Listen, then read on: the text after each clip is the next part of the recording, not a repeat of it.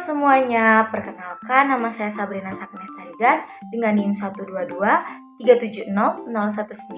dari Program Studi Teknik Pertambangan Institut Teknologi Sumatera. Pada video ini, saya akan menyampaikan materi tentang valuasi tambang pada minggu kelima yang diampu oleh Bapak Rahmat Fadila, STMT.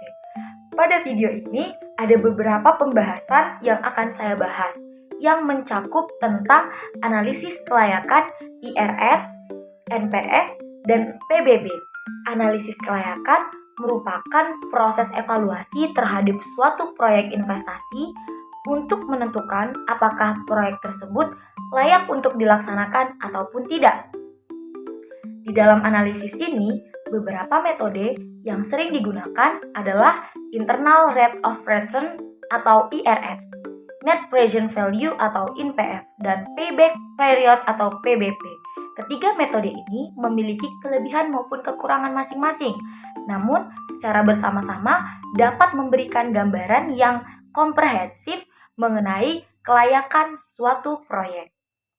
Nah, yang pertama yaitu Internal Rate of Return atau IRR adalah tingkat diskonto yang membuat nilai sekarang bersih atau NPF dari suatu proyek menjadi 0.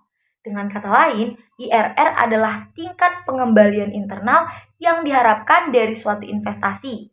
Jika IRR kita lebih besar dari tingkat diskonto, maka proyek layak karena tingkat pengembalian yang dihasilkan lebih tinggi dari biaya modalnya.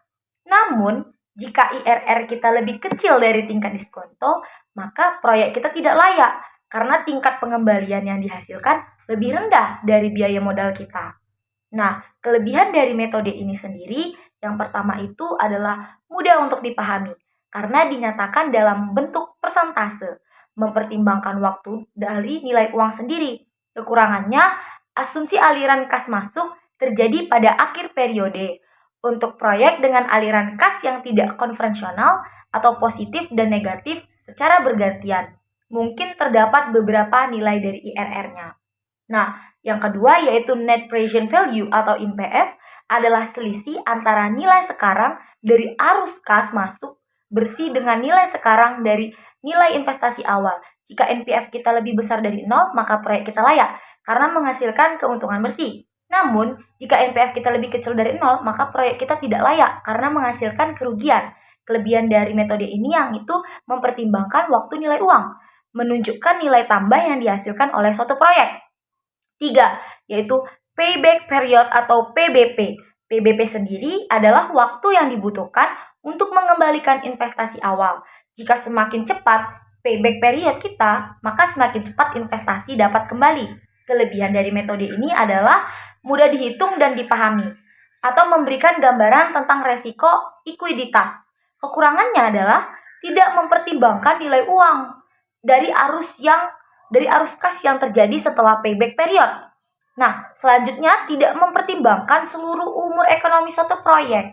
Nah, mungkin itulah pembahasan saya mengenai ketiga metode analisis kelayakan. Jika saya ada kesalahan kata dalam penyampaian materi, saya mohon maaf. Terima kasih, Pak.